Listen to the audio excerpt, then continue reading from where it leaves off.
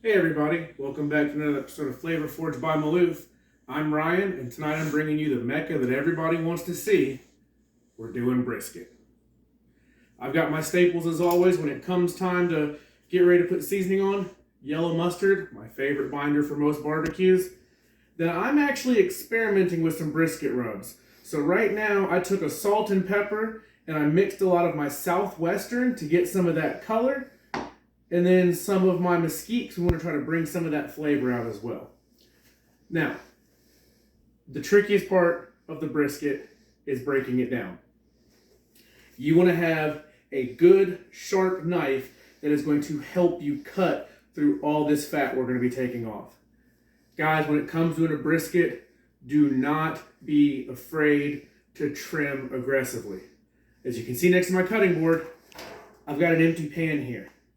This is where all of this fat that I'm going to take off is going to go. When I go to smoke my brisket, that fat's going to go in there in a separate pan and go the whole time and make me a nice, beautiful tallow I can store in mason jars to use to flavor stuff later on. So, first things first. For me, I'm going to start down here on the flat end. Right? When you look at the flat, you will see you've got a big difference in thickness in size. Now, where I was talking about don't be scared to trim it down aggressively, I'm going to cut right across here to give a nice uniform cut. Over to my side. Now, I'm going to tackle this end here. Guys, when you start to feel your brisket, you're going to feel that incredibly hard fat. That is not going to render down. That's not going to do anything except be tough and ridiculous to try to chew. So, I'm going to sit here and start. I'm going to turn it this way. I know you guys are going to be able to see it as well. But I am going to cut just tiny pieces off. You don't want to start going in too hard and too fast, or you're going to cut down to the meat. You're just shaving it off piece by piece. So as I'm getting these, again, into my pan.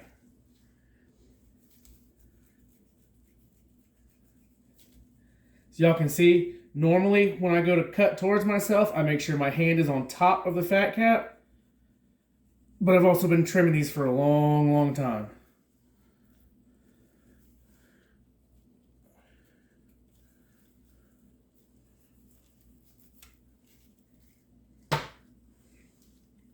So, we're starting to get to where the meat is. So now, we're going to keep making some of our cuts, but we're not going to go as far into the meat. Nice and shallow.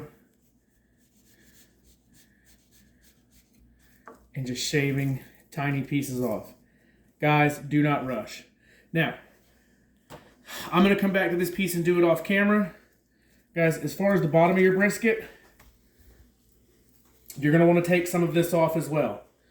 Do not take the whole thing off. There is flavor here. So again, I'm going to make light cuts.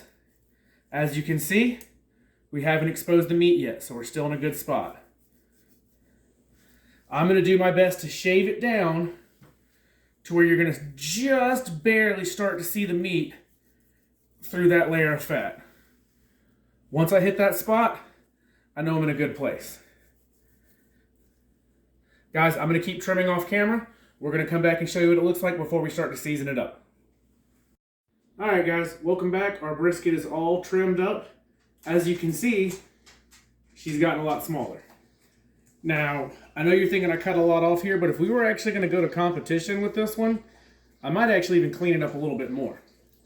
But the reason I went down so aggressive today is I wanted to show you how much you are not throwing away, but how much other product you actually have.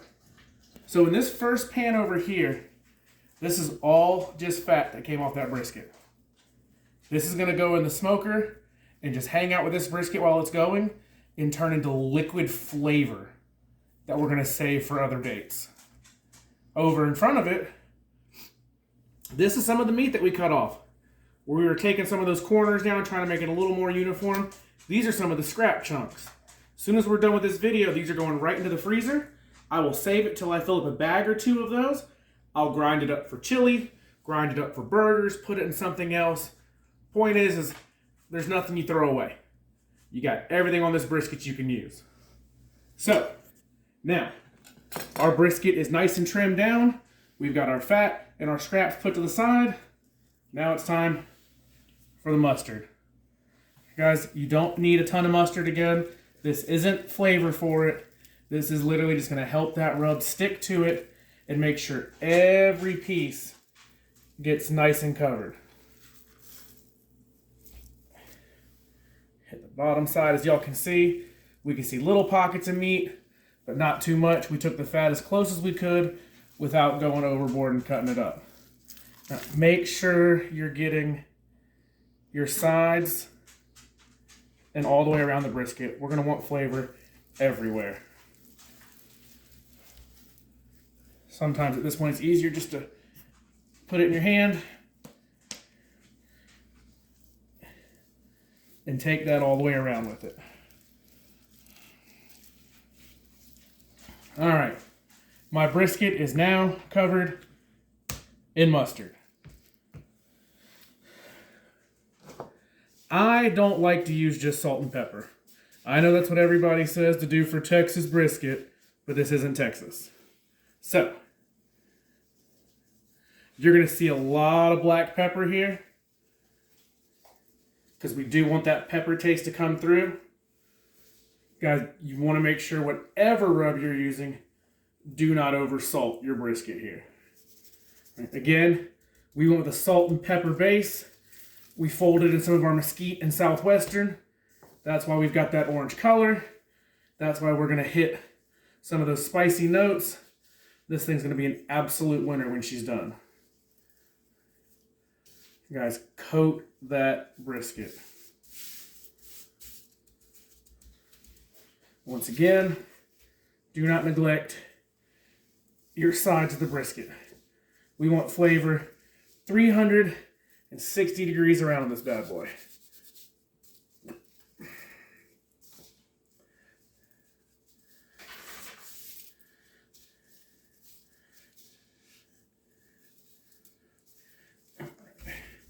I'm going to take this last little handful of that, and as I go across it, I'm going to get it on the board too.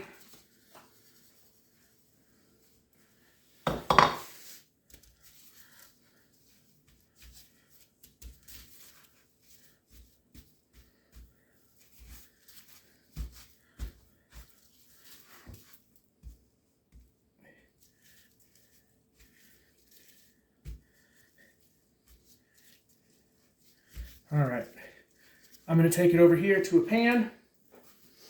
It's going to go sit in the fridge, and it's going to rest till I'm ready to start the smoke on it tomorrow. We'll check back in with y'all then. Hey everybody, welcome back. It's time to put the brisket in. I'm going to do something a little different today. I got my smoker going at 180. I've got just over 24 hours where I need to eat this brisket. So we're going to put it on 180, let it get hammered with some good smoke for a little bit. Keep an eye on it. I'm going to spritz it with some apple cider vinegar every 2 hours and watch the temperature. My goal is to get it about 165, and then we're going to move on to what we like to call the foil boat method. So let's show you how we're going to load this bad boy up today.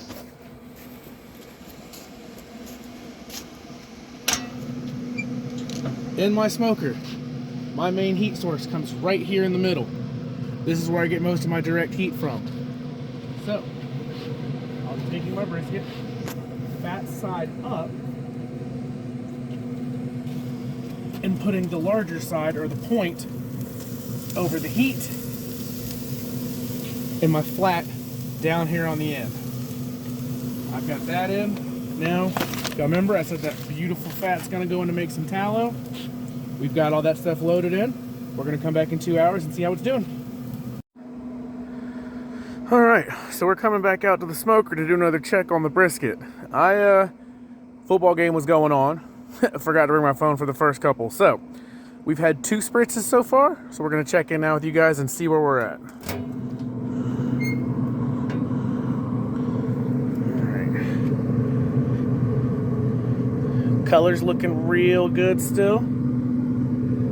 And as you can see, our soon-to-be tallow over here starting to get a little translucent. We're going to crank the heat up once we get this brisket wrapped a little bit, let that start melting a little better. But my temp as we speak,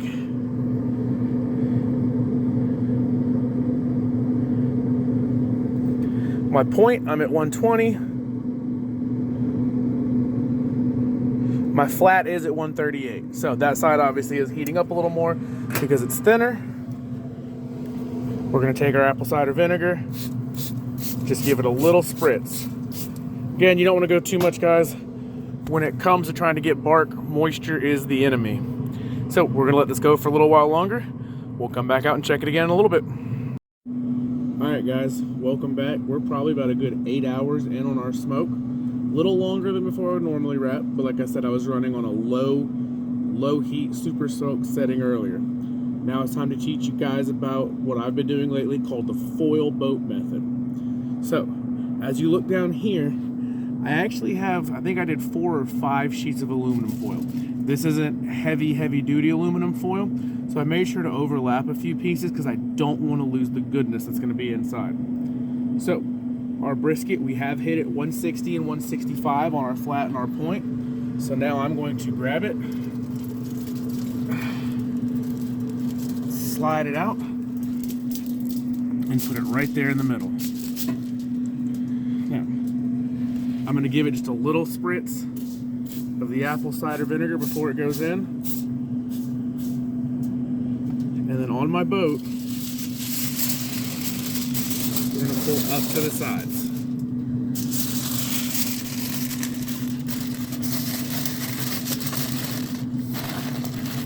Now, once I get out of the way, you'll be able to see it a little better, but alright. Court, if you can step out of the way, if you can see, I've left a little bit of an opening in here, guys. Okay? I didn't completely cover over with it.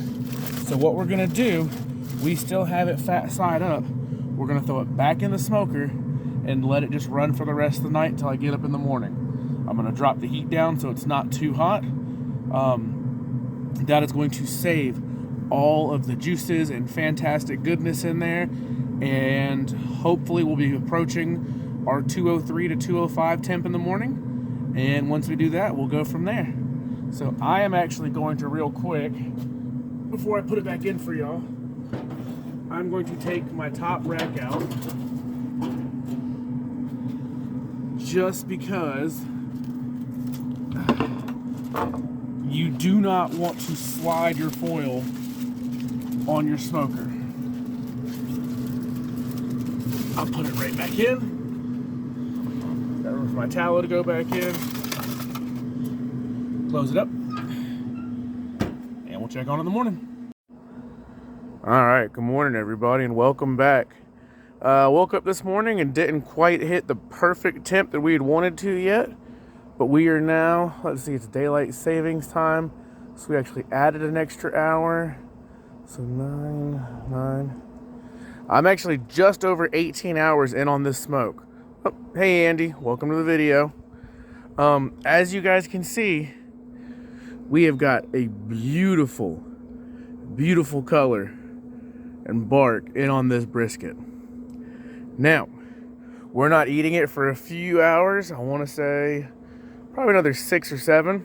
So what I'm doing is I've got my oven set to 170. 170's become the perfect holding temp for us. It's also a great way to let the brisket rest for a long time. So I'm gonna take it, throw it in the oven, still in the foil boat at 170, and then we'll see you guys when it's carving time. Hey everybody, welcome back, and it's the moment you've been waiting for. The brisket's been resting in the oven at 170 for 8 hours or so. Now it's time to slice it. Be very careful when you're opening your foil boat, because we're going to take the brisket out. Court, if you can go ahead and zoom in and take a look at that. This is all the fantasticness we're going to add back to the top of it. So, I'm going to move this over here just for now. Actually, you know what? I lied. I'm going to go and take it before I slice it and add some of that goodness right over the top of my brisket. All right.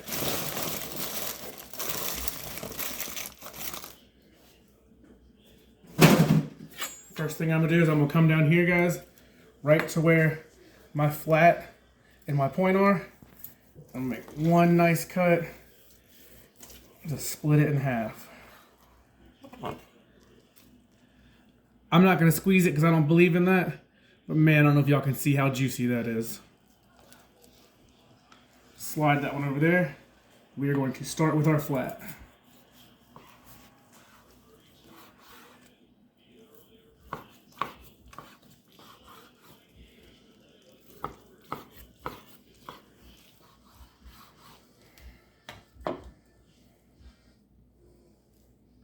Yo, that sucker is about to fall apart on us. All right, I'll finish carving that one in a minute, but now I'm gonna come down here to my point.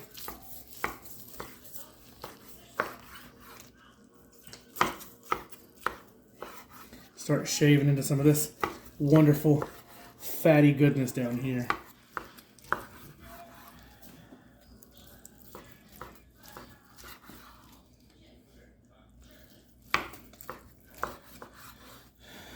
Guys, I hope we enjoyed.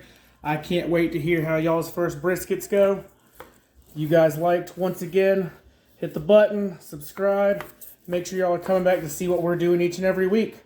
Y'all have a good one, guys.